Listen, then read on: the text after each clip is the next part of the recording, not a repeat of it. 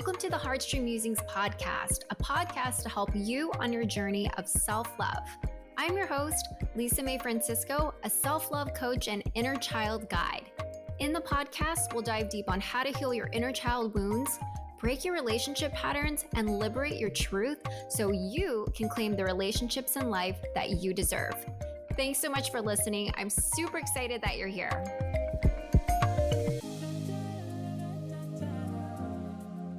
Hey everybody, welcome back to the HeartStream Musings podcast. I am in my hotel room in Thessaloniki. It's early in the morning. Figured I would just record a little short podcast episode for you. So I'm here because I am about to go on a tantric yoga teacher training program experience immersion. And today is going to be the first day. I'm going to meet up with some other badass women. We're going to go travel to the location, and then we'll begin our 24-day journey. And so I figured I'd just pop in here because it might be a minute before I record one, but I wanted to make this super quick because I just wanted to talk about the concept or the topic of just moving through fear and what to do when that happens. And it's interesting because before going on this trip, I was very focused on wanting to be present, wanting to create space, being very intentional about using this opportunity to immerse myself and be present with whatever is about to come up. Because a lot of people told me, oh, it's going to be life-changing. It's going to be life-changing. I'm like, okay. And I wanted to be present for any reflections that come up from my spiritual makeup. And it's been really interesting because I started to get anxiety. And at first I thought, okay, maybe it's because I have so much stuff to do before I leave. I have to pack, for a month. I might stay longer in Europe. Who knows? I have no idea what my itinerary is going to be after I do the yoga training. Probably need to bring some autumn clothes because it gets cold in parts of Europe, just all this stuff. And then I was ramping down my business because I didn't want to work on my business as much as when I'm doing this yoga training. And so I thought that was the reason why I was anxious. And then it just wouldn't go away. I just felt like I couldn't do deep breathing. I couldn't fully breathe in my body. And so one of the tools that I really love doing is journaling.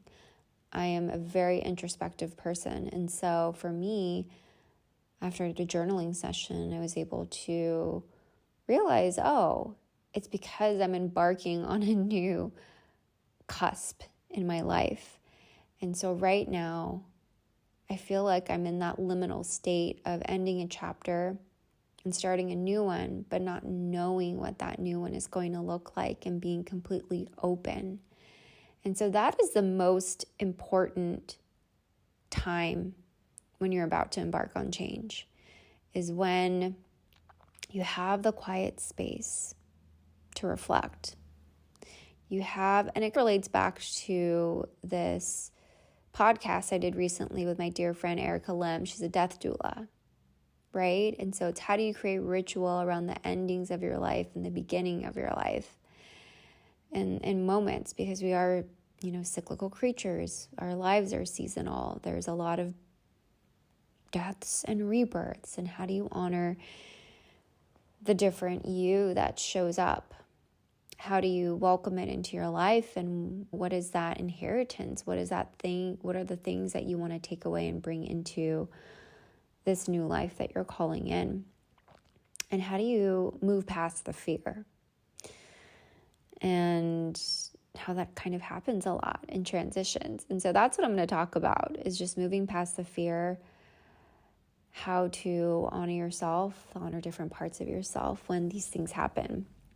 And I wrote about this in my newsletter of how anytime there's been a big change in my life, I find that there are two options that usually happen.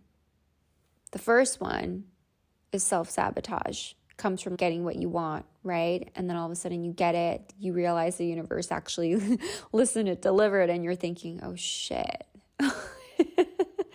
Can I actually handle what's being given to me? Oh my God, am I worthy of it? And then that's when self-sabotaging ensues. And then the second one is moving past the fear, right? And let's all strive for the second path. But sometimes that's not always the case. And I remember clearly when this happened in my life, and I want to say 2016. So I was single at the time. I was using it solo YOLO time to date myself, really work on my spirituality, really understand why I was in that relationship with my partner who I was living with when I was in New York, and just really focusing on building relationships with friends. Sometimes when you're in a relationship, the person that you're with can just be the only person that you surround yourself with all the time. And so other relationships suffer. And how important it is to have autonomy, but then also have quality time for the both of you. And in that relationship, I definitely felt, there were moments where it definitely felt like we were roommates, but then towards, I want to say the end, it became more about, I was more focused on him and losing myself. And that's actually one of the reasons why I didn't get into relationships for a very long time. I was so afraid of codependency because I didn't know what interdependence was. I didn't know what that looked like. I didn't know how to even have a healthy relationship and all of that stuff. But I will say this to you.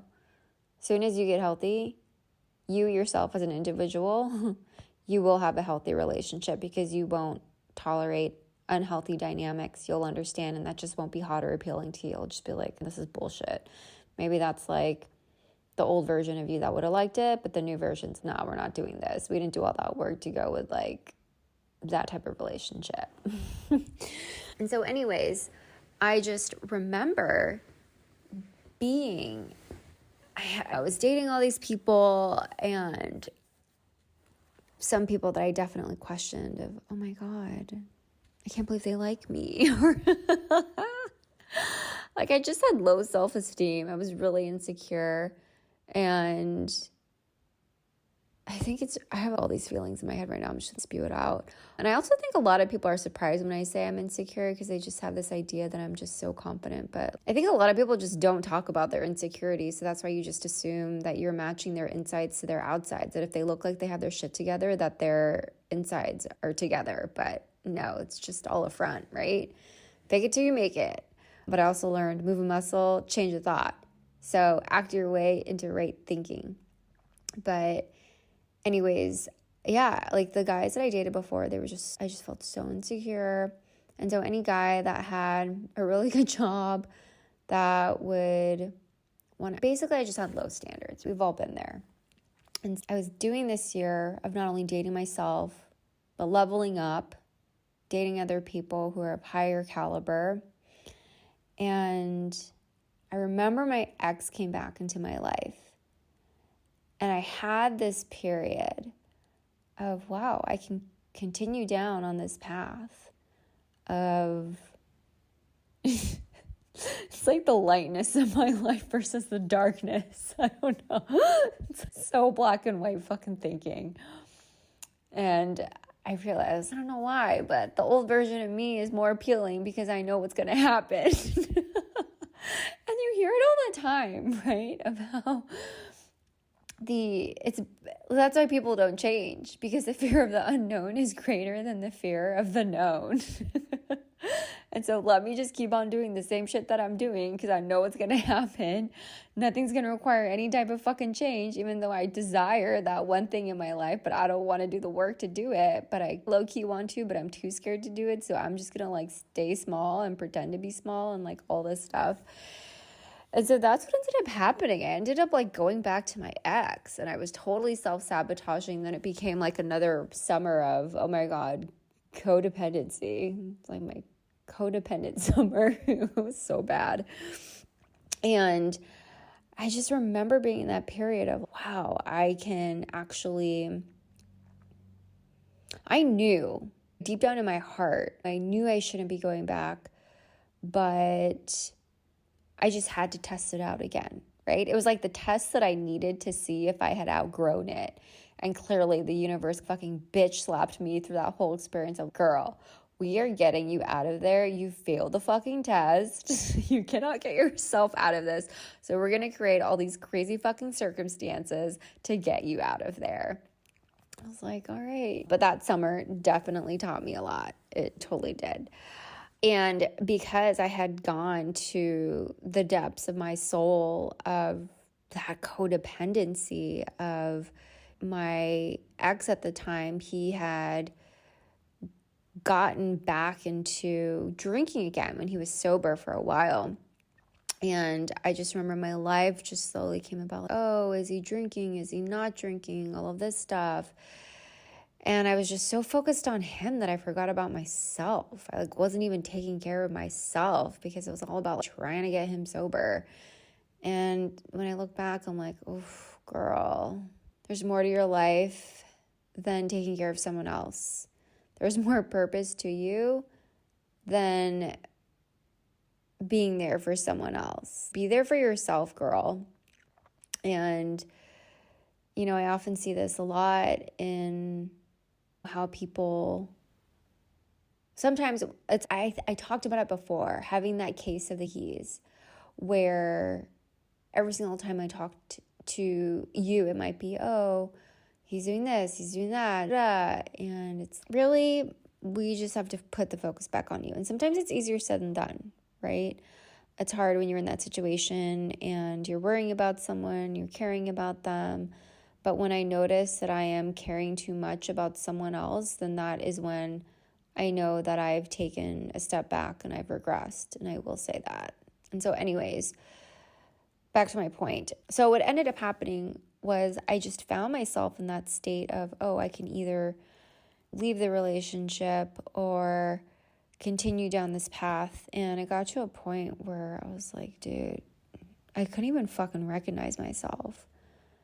And that person that had gone to the depths of my soul of, let me try on this old outfit again to see if it fits. It was like, nah, bitch, we are done with that chapter. We are so fucking done. You're not even gonna go back there. Don't even look back there. And I'm glad that I can laugh about it now because that was one of the darkest periods of my life. And I only share what happened with really close friends. You get the gist, right? It's all the codependent things you could have done gone wrong. And I thought to myself afterwards of, why did I go back to that person? And one, like I talked about, it was because it was so familiar. And so I was willing to self-sabotage my new life, where I was emerging into this new way of being, of having better relationships, cultivating relationships with different people, with healthy people, friendships, romantic relationships. But it was that thinking, that limiting belief that I could not hold that vision, that I didn't have enough self-trust or capability or aptitude to embody that. And that's why consistently writing out your visions, spell casting, talking about it as if in the real time, people talk about manifestation practices. That's why that's so important, because the way that you speak to yourself will actually hold that vision.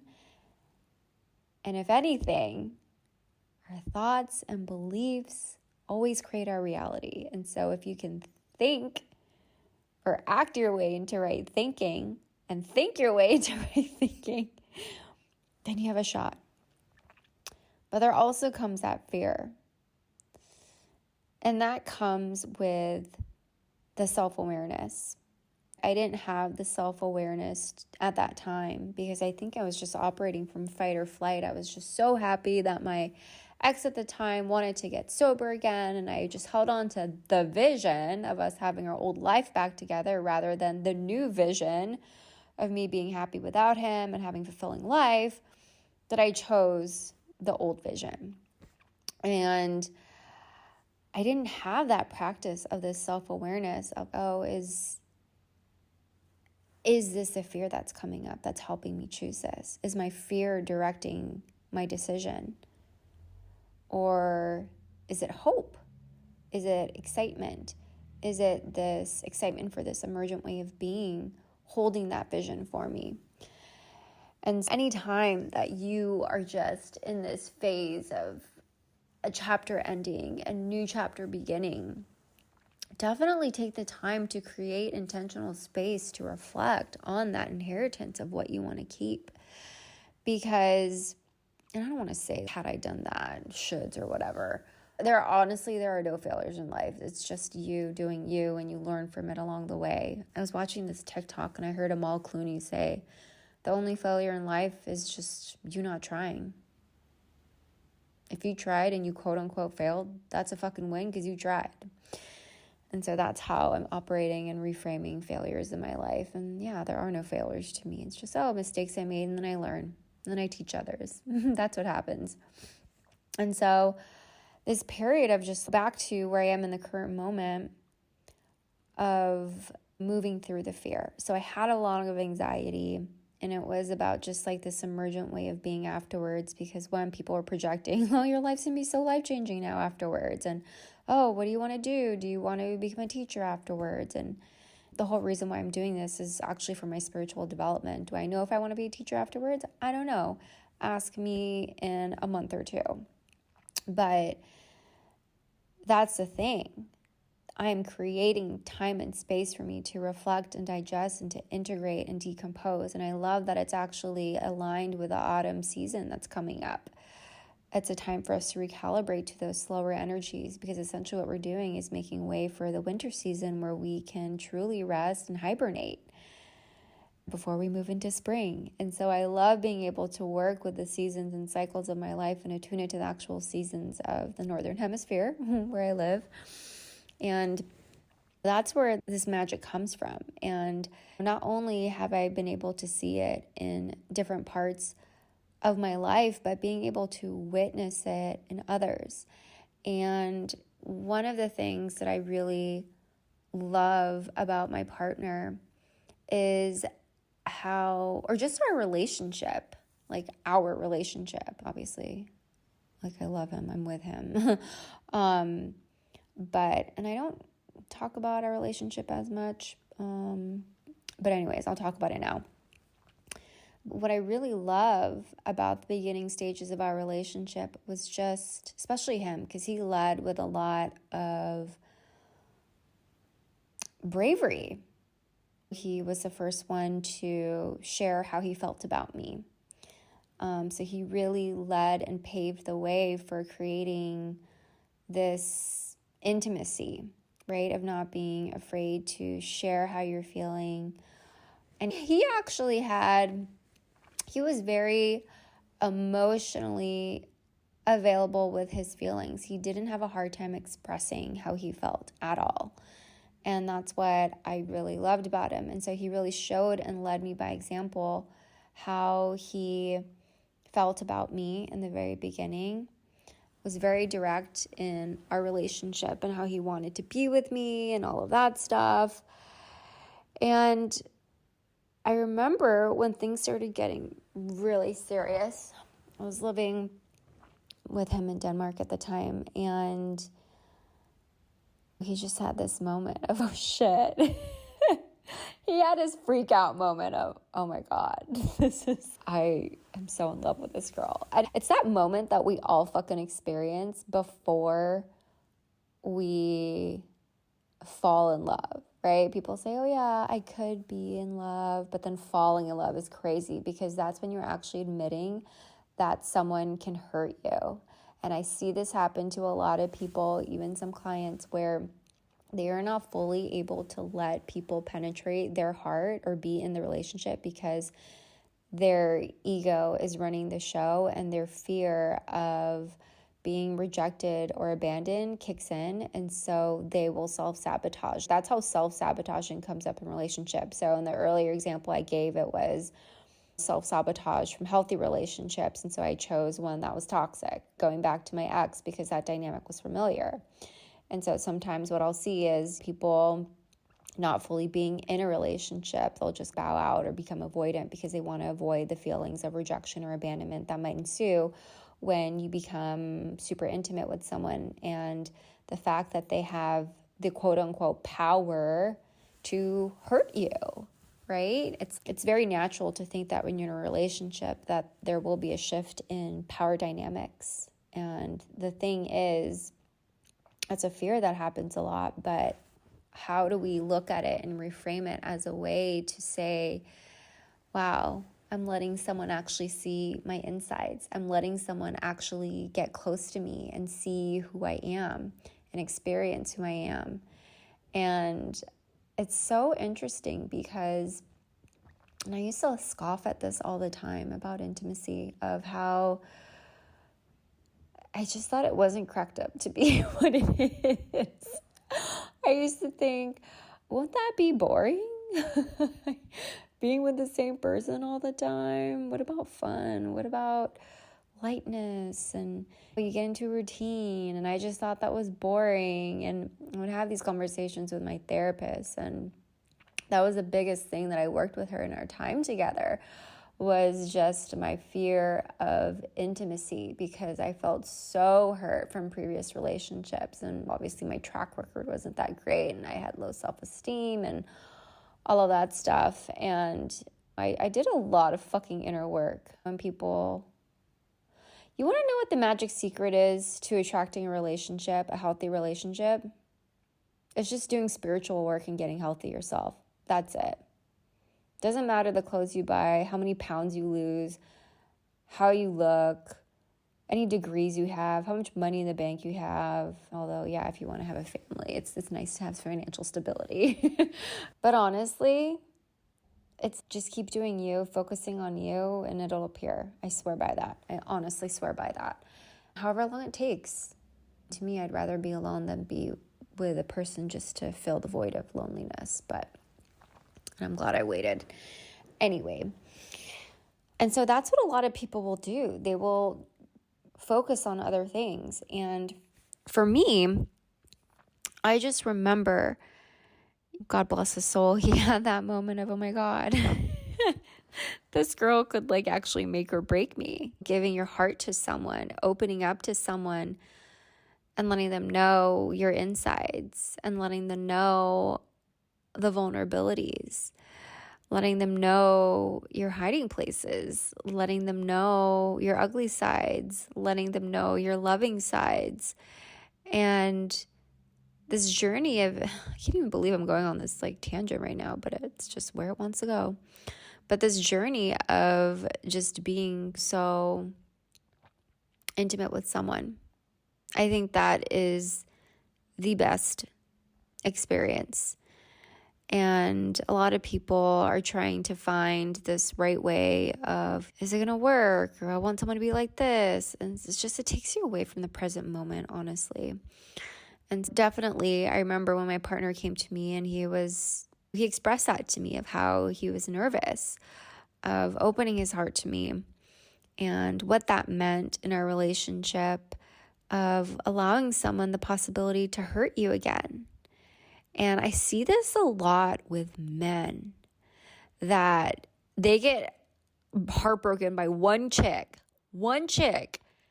and they just are completely damaged. And I see that on The Bachelorette too. All these parents talk about, oh, I don't ever want my son to have heartbreak again. It was so bad. And I don't know if he'll return from that. And I feel like, I guess women are more resilient because they just have more heartbreaks, and men can only take 2 heartbreaks at a time? three at max before they become jaded and then become hot and cold. But that's one of the many things that I really admire about my partner, is just how honest and open he was about that, and how he moved through the fear and told me what was happening, was very transparent about it. So let that be an example for you that there are men out there who are able to articulate and communicate to you what is going on with them, and that you can trust them to move through the fear. That is their job. It's not your job to cajole them or handhold them and say, oh, let's do the work together. Sure, there are moments for that, but ultimately it's up to them because it's their choice in the relationship. You can't baby them to be in a relationship with you or force them to be in a relationship with you. But anyways, so that's one of the ways that I've seen it happen with other people, and just being able to move through that. And some of the tools that I like to use whenever I feel fear coming up as I'm embarking on a new chapter, because I realize that it's an identity, right? So you have fears and identity coming up. And whatever your core wound fears are, it could be fear of abandonment, rejection, wanting to be seen, not seen, success, failure, intimacy, vulnerability, all of that stuff. Write down on a list, what is the actual fear that it's coming up? And then do a brain dump. Do a brain dump on all of the different thoughts that are coming up, the meanings that you're creating around the story, just like all of the fears too of, oh, I'm afraid of not knowing who I am afterwards. I'm afraid of losing myself. I'm afraid of this happening again and all of that. I'm afraid I don't know what to do. I'm afraid of being alone, just anything. Just go balls to the wall with your fears and just get intimate with it, because once you put your fears down on paper and you look at it, you're like, oh, okay, just all of a sudden immediately loses its power over you. And then another tool that's super helpful is being able to turn those thoughts and limiting beliefs and fears into affirmations. And I love doing that. So for me, every day what I will do is I will pick a fear that I've maybe previously written about, and then I will write the opposite of that into an affirmation 10 times in my notebook. I don't know why 10's the magic number for me, but I will always do that. And I will think about it, and I will rotate on all these different affirmations, and I will have a different one every single day. And that's what helps me get juiced up into this emergent way of being, even though I don't even know what that's going to look like that. And that definitely helps appease the fear, combats the fear, helps me walk into it. And then obviously have a support group, have different friends you can talk to about it, have a therapist, have a coach, all of that stuff. And so those are the 3 different ways of support that I do in terms of how to resource myself into walking through the fear. And so I think I'm going to end there. That was super short, sweet tangent all over the place. I feel like all of those different anecdotes could have been a single episode itself, but short and sweet. I hope you enjoy this episode. I also wanted to put in a plug-in that I am accepting new clients for a new round of fall coaching. Probably won't begin until November, so in a couple months, but I have 3 spots for new clients. This is for new clients, and it's an opportunity for you if you've ever wanted to dive into your self-love journey even more through somatic work, EFT tapping, and inner child healing. And so how to get to understand the little you, how to create a safe space for you, how to move through those inner child core wounds that you've had so it doesn't show up in your life, so that you can be your true, wild, authentic self. That is the type of coaching that I do. I absolutely love it. Who knows? Maybe we'll throw in some tantra yoga, but I'm super excited to welcome fresh energy. And if you've been wanting to work with me for a while, I will share in the show notes. We can get on a clarity call, discovery call to see if it's a right fit for both of us and what you're looking for, and see if it's a right fit. Would love to support you in that. But anyways, I hope you enjoy this episode, and I will catch you next time.